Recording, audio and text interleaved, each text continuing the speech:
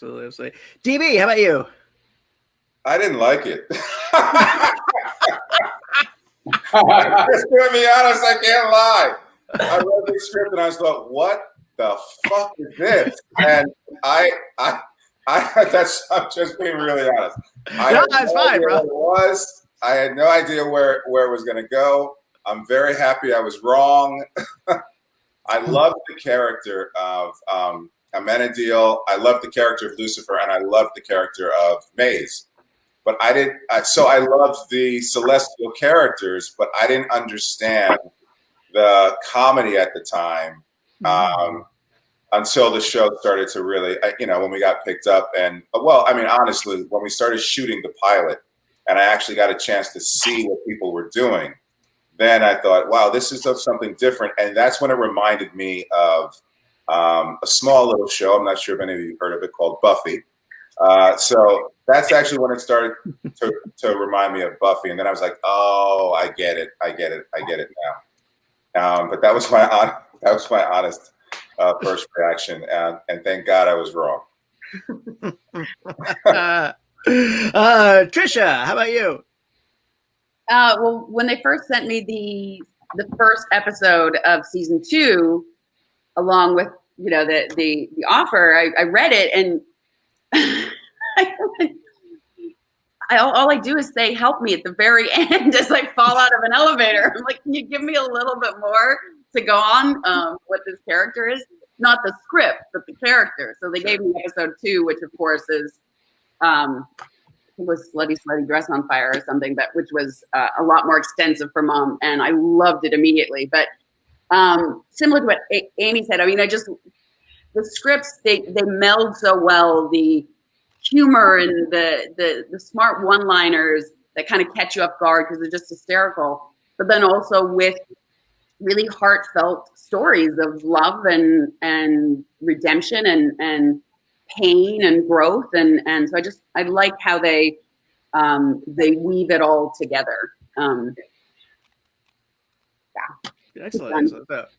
How about you, Tom? Reaction the first time you got the script? Well, I had the privilege that DB didn't have, where I could watch the show and get a sense of the tone and the comedy. All their scripts are well written. But at the same time, they're brought to life by all these actors. And it's one of those shows for me where you can't picture anyone else playing the characters than the actors that they cast. I think Ellis, for sure, like who the hell else can do that but him? And I thought that's very impressive. And to work with him, I just learned a lot. And I was like, wow, I couldn't do what he's doing. And I really like what he's doing. So I'm just going to play along with it. I got to play against a lot of it, which is fun to do as well. But they write, stuff. But for me, I got to sort of hear it a little bit easier when I read it than maybe someone who hadn't seen the show yet. So I was lucky. Absolutely. Leslie, our thanks to your helper there who gave it. My husband stole my charger from my computer from here. Last night, little shit. Sorry. Hold on. I love how like the preview is like, hon, I'm going to do this convention. I only ask one thing: no one come into the room. Yes. Yeah. So I actually did like it. I wasn't a comic book. I didn't grow up with comic books. I grew up in Cape Town, South Africa. I mean, we were just trying to survive life in the 80s, to be honest. We didn't have You were living your own comic book. What? Yeah. You're living your own comic book life, like trying to fucking be superheroes and stuff. Yeah, and so, but I did research a little bit on, the character of Mazikeen, and one image I fell in love with particular was her kissing another girl and giving the finger to a bunch of angels, like in heaven, and I was like, whoa, she's kind of like a badass and it was very progressive for obviously the time that the comic book was written in. And they were these giant graphic novels. And I always thought comic books were like Archie, with like, him. And, I wasn't as well versed in the world, but the pilot itself, I thought was really funny. I was a huge Tom Capanos fan. I thought like the dark humor, and taking like a really irredeemable character, you know, in both religion and history, being the devil, and then finding humanity within that. Like, I think it raised a lot of questions for me, and it was very thought-provoking in where the show might be able to go. And I thought it was really funny. And I actually wrote Jeff Johns, who I knew because I'd done a guest spot on Gotham. And I was like, hey, Jeff, I just read this pilot. You know, this is really funny. Like, I had no idea that, like, the devil could be this hilarious. But again, like everyone else, it wasn't until I got there and we started experimenting. And I think the show took a minute to, like, find its tone and to integrate the, like, big themes that we had and these big, like, characters with the humor, you know. So I often say I feel bad for sometimes those guest actors in the first season while we were still trying to find our feet, because to try and explain the tone of Lucifer at that time was like, well, it's not quite that, and it's not quite this. Well, I don't know, just go with it. Yeah, I know. I mean, the magic happens, and we kind of like find it. So, I was really happy with, you know, obviously season to season now how characters have been able to progress beyond what that initial, like, first kind of script was, you know. Absolutely. Well, going to Jeff Johns is never wrong if you want a comic book consultation, since he is one of the preeminent comic book writers of our time, and is now moving over to producing Stargirl and Shazam. So good tactical choice, I think. So Kevin, how about you? Yeah, I think like to piggyback off what Leslie Ann was saying. I think we're still trying to find our grounds too. You know, what is a testament to their writing, a testament to what they're doing with our show, is that I think all of us collectively as actors are constantly finding new things about who we are. As by we, I mean the characters, about who we are, and I think it's it's a good testament to the writing of trying to still find our footing even on the 6th season. You know. But for me, I didn't read the script until our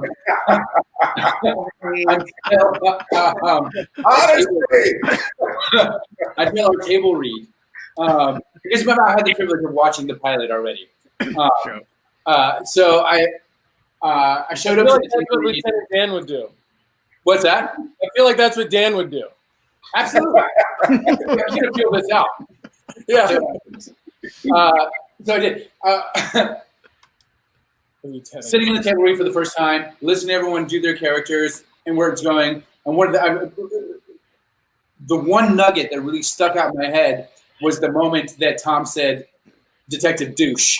And the only thing I could think about for the entire rest of the fucking reading was, damn it, that's gonna stick. They're going to know me as Detective Douche. I know it. And lo and behold, here we are. Was that not in the script, Detective Douche? Yeah, but remember, I didn't read it until we got on the... Oh, right. Gotcha. Well, I mean, that carried on to season 3, where I mispronounced your character's name, and then you guys were like, no, keep doing it. Oh, yeah, that's right. Yeah. Esperanza. It's Esperanza. And that stuck. That was the good one. Yeah. Celine, thank you. That was a great question to start us off with. Jude, let's roll another one. From Lucifer Span Paraguay. What or who has been the inspiration of each one's interpretation of their characters? And let's start. I can start if it makes okay. Yeah. I used one person that always came to mind as a woman who was, like, powerful and kind of, like, you know, was her own entity and moved through the world, you know, not really caring what people thought about her, was Eartha Kitt. And I always looked at her as this, like, very, like, powerful, progressive. You know, she was like, I think, I don't want to say, but she was like the first Black actress to play like Catwoman. Yes, that would be correct. And so I loved her point of view in the world. But then when I got, and started like dealing more with Mazikeen, the character, I was like, oh, she's just an immigrant like me. She's experiencing in season 1 what I experienced when I moved from Cape Town to New Zealand, which was I left my family and everything I know behind at, 18 years old, and people didn't understand my accent, and people didn't understand my humor, and people didn't understand like my point of view on some like, issues, because my life was very different. And like in Hell, she was kind of the same. She was like, yeah, we are here for 5 years and now it's time to go home. Like, I don't want to, be around these human beings. And so a lot of the like trying to connect with people from a different cultural perspective is what I went through personally as like the actress playing her. And so I just really like drew on that.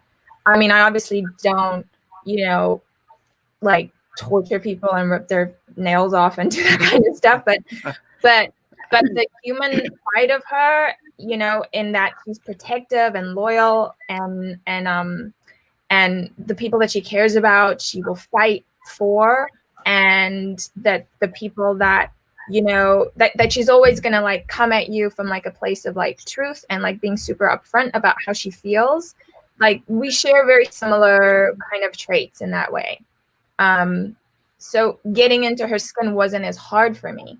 Right. I'm not playing a demon. I'm just playing what I know, Sure.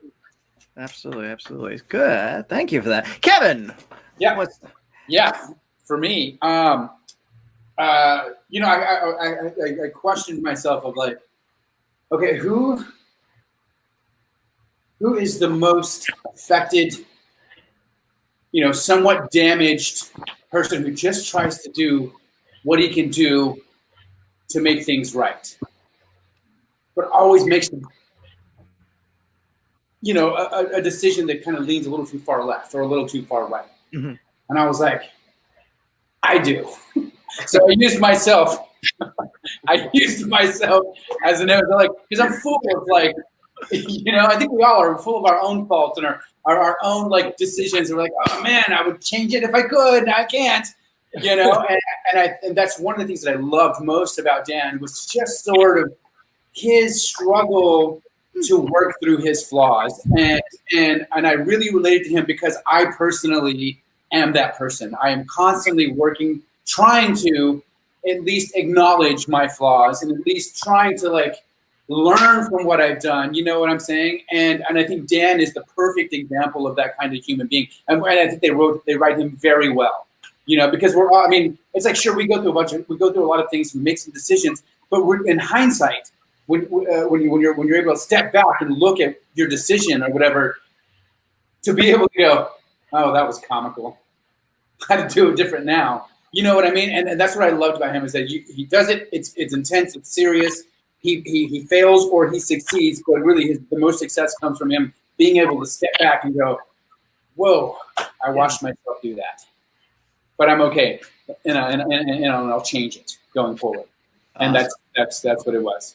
Mostly all of my flaws. Amy, how about you? Well, it was more of a blend. I guess the initial inspo was Ellen Ochoa, who I don't know if you guys can see, astronaut. Latina astronaut, who I'm like, God, there's not that many Latinas in STEM. So I kind of started from her. And then, much to Kevin's point, I was like, God, I don't know when to stop talking. I have no filter. I'm super clumsy.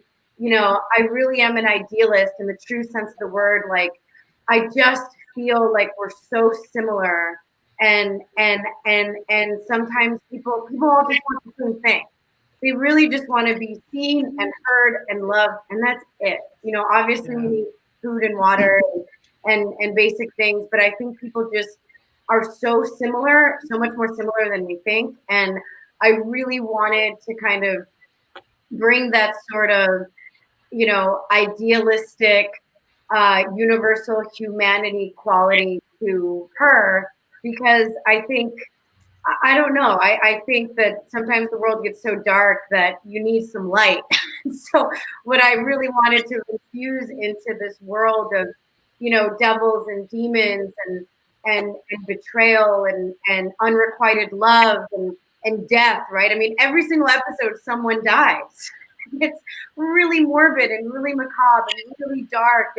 And so I thought it's like coming into a band, right? Like there was already this picture perfect show, season 1, and you just want to know where you fit, right? You're like, oh, I'd be really good at the percussion, at the triangle, you know, like you just see what's there and you just want to add to it. So I thought, you know, I think the best thing this character could be is just unapologetically bright and light. And I told this story before, but you know, the hug for Ella was never written in the script, and it was the first day of shooting, and obviously I didn't know Tom, and it was our last take for his close up, and I thought, you know what, I'm just gonna go in and hug him. I'm not gonna tell him, and I made sure to tell the camera team to make sure he's in focus, and I said, I'm just gonna do it. I don't know, and I just went in, obviously pre-COVID, you know, no social distancing here, and I'm Latin. I have no space. Like I'm constantly invading people's private space, and I just went in there, and Tom was such a consummate professional. He just continued on with the scene,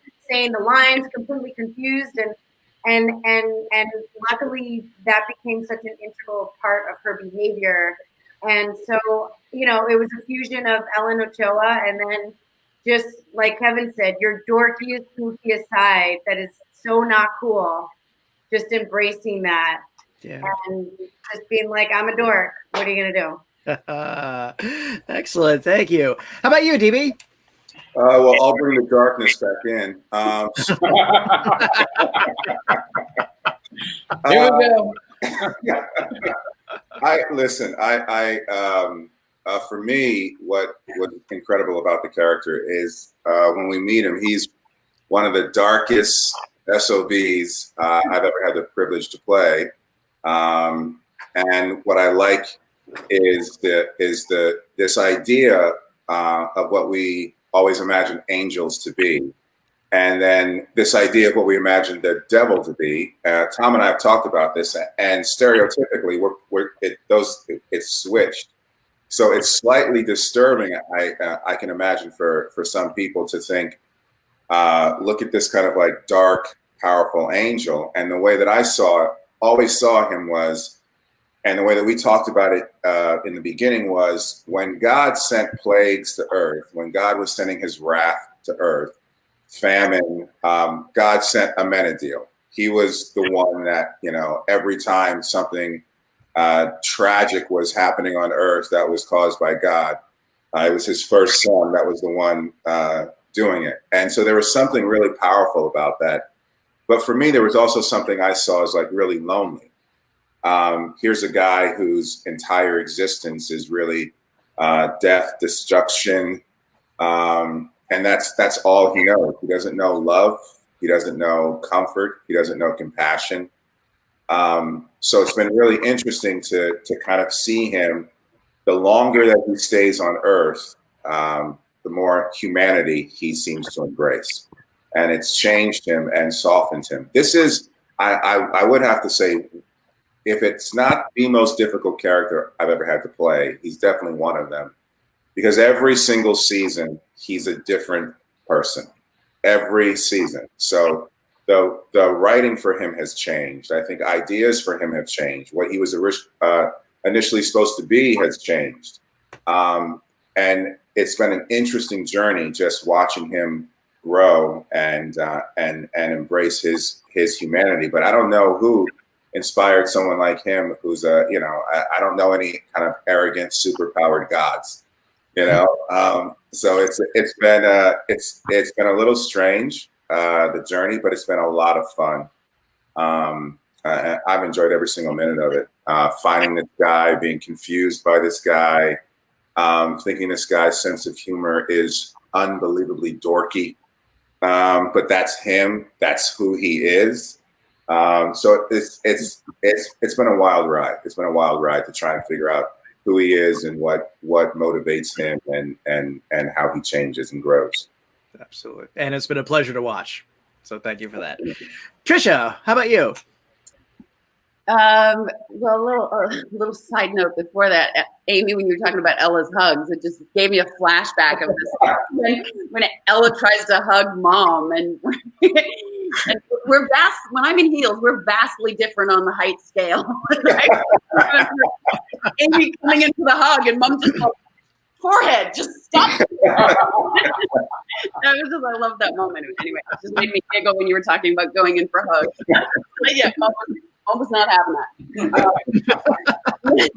Sort of like DB said, I mean, I didn't have any reference or inspiration for Mom. I kind of just went into it, flying by the seat of my pants and really focusing more kind of in the second episode about how to ground this person. She's this being where she really is a fish out of water. I mean, she's at this point there's hatred and towards humanity, but there's also revenge with her husband and pain and the love of her children. So trying to ground this what could be just kind of too big a concept for me, little old me, to handle. So I didn't have like an inspiration of who the goddess is, and I just sort of went with it in terms of imagination. And I kind of sometimes work that way anyway. Like I do my own prep work a little bit, but then I really take in when I'm on set. So it can be really kind of terrifying the first time, especially if you haven't like auditioned or something where you've already gotten notes. So if you're coming into it where you haven't ever had, that type of a, conversation with the team, it can be kind of terrifying. So I remember my first day and coming out of that elevator, like I'm all cool. Everybody was like nice. I'm like, I think I know what I'm going to do with the second episode. All of a sudden the elevator doors shut and you're in there by yourself and they're rolling. And all of a sudden my heart starts pounding. I'm like, I don't know how to play goddess. Like, who is this? Like, I just had a little bit of a freak out attack, and so the doors open, and I kind of stumble out, and I fall to the floor, and Tom grabs me, and he rips his pants. So that was like the first take or second take, and so I was like, okay, it kind of diffused the moment and gave me the giggles, and we just went with it from there. But I didn't have an inspiration per se. I just kind of used imagination, I think. That's all good. That's why it's called acting. So, Tom, bring us home. Yeah, I think for me, because I was playing this character, there was some criminal mastermind and trying to show it. I found elements of like Humphrey Bogart from Casablanca, who kind of had all these plans but couldn't show what he was up to, along with a little bit of Kaiser Sose from Usual Suspects. And not to play either of those characters, but just get the idea that you can't show all your cards and you're sort of trying to stay ahead of everybody. So to me, that gave, and with the help of Joe explaining to me what was going to happen, I was able to try to stack those cards up. Excellent. I would also just add, because I haven't seen my buddy Tom in quite some time, that still to this day, everywhere I go, people talk about the fight scene between Amenadiel and that fight scene. So I just want to let you know that, brother, that people couldn't have done it without you. That fight scene. That was fun. That stupid thing that was supposed to go through my chest, and it was like none of us thought it was working. It was like, but I'm glad it worked. That's great to hear. Yeah.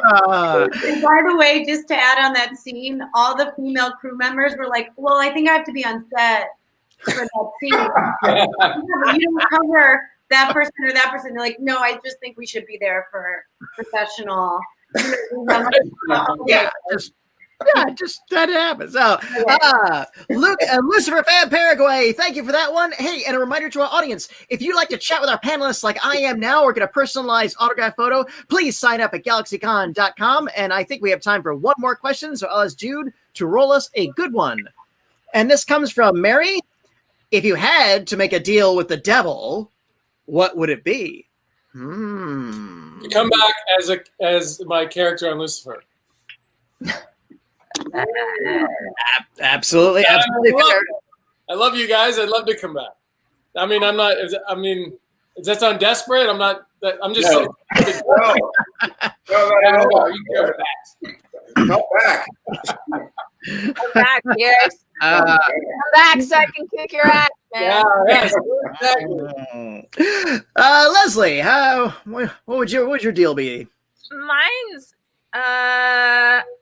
deal with the devil. Gosh, probably this is gonna sound so corny, but it's like more, just whatever I could do just to like keep my family and my son safe during this like wild and crazy time. It's been, navigating this whole period of time as a parent, like making decisions for another human being's life, like,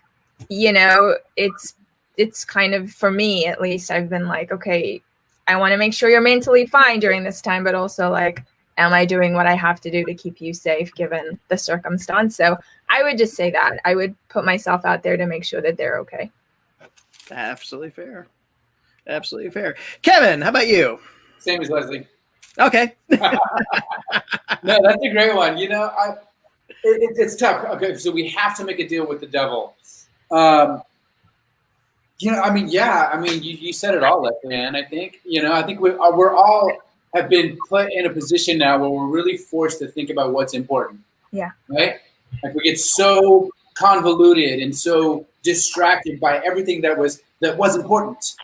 And it was for its moment in time that you have to be here at this time and you have to do that and you have to go here and you have to put this, but now we're in a position where we can reevaluate things. And I think I can speak for a lot of the people, at least the ones that surround me as friends and colleagues and family members, that right now I think a big portion of people are really starting to focus on and remember that, you know what, the one true fucking thing that's important is your family and is your friend and the ones that you create.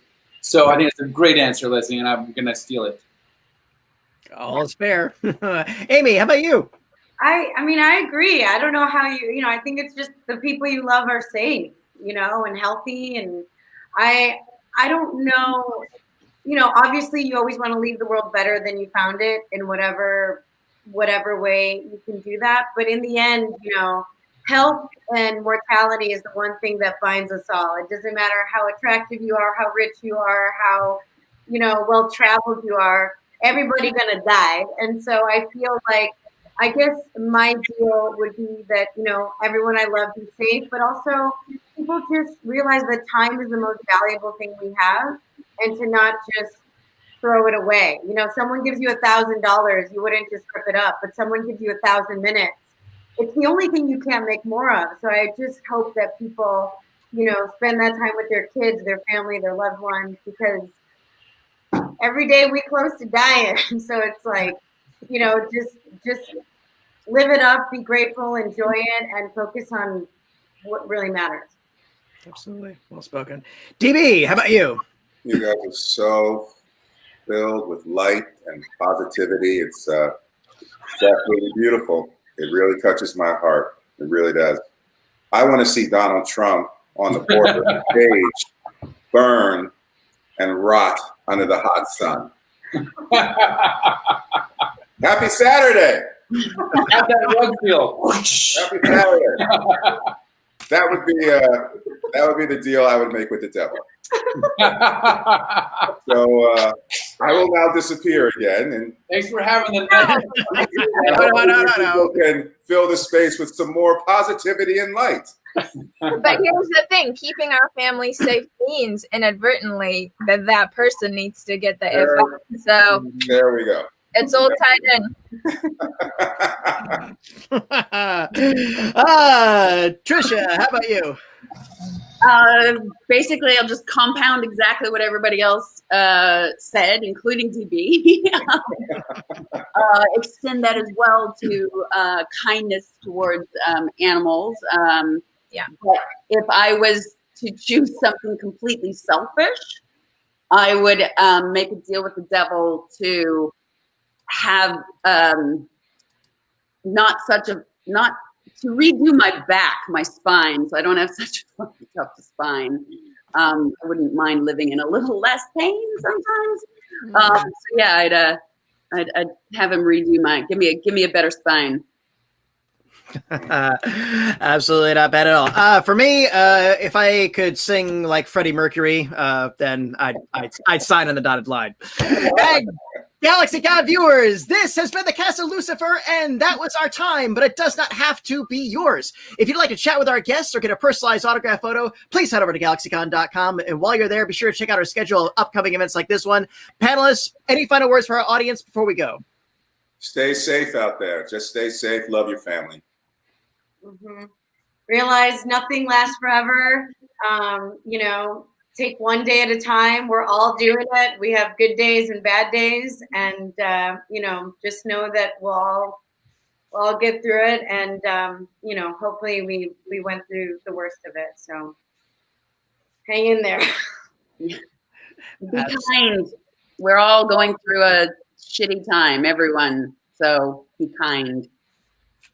Be kind to yourself. Be kind to the people that are surrounding you. And love those moments. Love those moments that we have. And Kevin, what was the organization again? The National Coalition Against Domestic Violence. Yes. So please look into it. If it's something that affects you in the capacity that it does people like me and people that I know. For me, I love that organization because it helps mostly on a national level, which I think there's, it's not exclusive to one area. It's not exclusive to one kind of person or one kind of people or one kind of race. It helps on a national level. So, it's just an eye-opening organization that lets you know that anyone that you look at could be a victim of domestic violence. And if there's a way you can help and you have the courage to do it, then I would encourage you to step up. Very fine words. Thank you all. Thank you all for joining us today at the GalaxyCon virtual stage. Looking forward to the next season. And it has been my absolute... Oh, can I say one thing? Speaking of next season, it's going to be completely off the wall. This is breaking news. I'm directing the season premiere of the next season. Whoa! Awesome. Great. There you go. You heard it here first. Don't be fired. Getting that DEG card. Nice. Panelists, it has been my absolute privilege to serve you all today. Thank you so much for joining us. Thank you to our audience, and thank you so much for sending in those great questions. We hope to see you again later on today for the cast of Invader Zim, and tomorrow, Sunday the 8th, where we will have a special Star Trek panel consisting of all Klingon actors. Until then, everyone, bye-bye, take care, and please keep washing those hands, okay? Bye, guys. Bye, everyone.